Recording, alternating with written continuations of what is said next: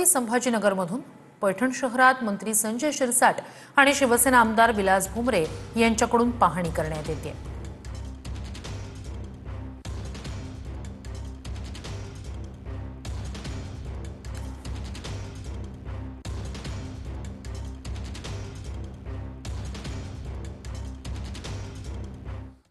बातमी धाराशिवमधून सीना कोळेगाव प्रकल्पातून 1 लाख क्युसेक वेगानं सीना नदीत विसर्ग करण्यात आलाय।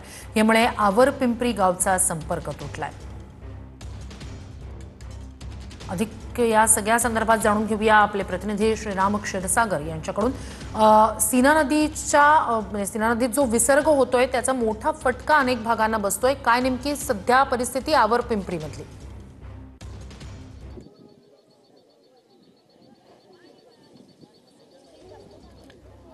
श्रुती, धाराशिव जिल्ह्यामध्ये अतिवृष्टी झाल्यानंतर आता पाऊस थांबला असला तरी या ठिकाणची परिस्थिती जी आहे ती आणखी बिकट आहे। जी महत्त्वाच्या नद्या आहेत जिल्ह्यामध्ये त्याचं पाणी जी आहे ती कमी व्हायला तयार नाही आहे। आपण जर पाहिलं तर आता आपण परंडा तालुक्यातील आवार पिंपरी या गावामध्ये आहोत आणि या गावामध्ये कडेला जी उल्फा नदी आहे त्या नदीचं पात्र जर पाहिलं तर आपण त्याच्या 1-2 किलोमीटर जी परिसर दिसतोय ती पूर्ण पाण्याने वेढलेला दिसतोय। अक्षरशः सगळं ऊस आणि केळीच्या बागा देखील ह्या पाण्यामध्ये आपल्याला पाहायला मिळतात। एकंदरीतच ह्या गावचा संपर्क गेली 8 दिवसापासून तुटलेला आहे।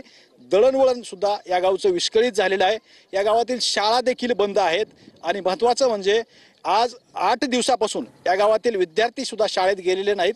परिस्थिती जर पाहिली तर नियंत्रणाच्या बाहेर आहे। सीना कोळेगाव प्रकल्पामधून 1 लाख क्युसेक्सनी पाणी विसर्ग केला जातोय। त्यामुळे या परिसरातली गावं जी आहेत त्यांना सतर्क राहण्याचा इशारा देखील दिलेला आहे। या परिसरातील लोक जी आहेत अक्षरशः भयभीत झालेले आहेत, कारण पाणी दररोजच्या दररोज वाढताना पाहायला मिळतंय।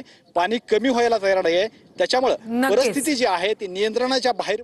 नक्कीच अपडेट्स घेत राहू। तूर्तास धन्यवाद तुम्ही दिलेल्या संपूर्ण माहितीसाठी।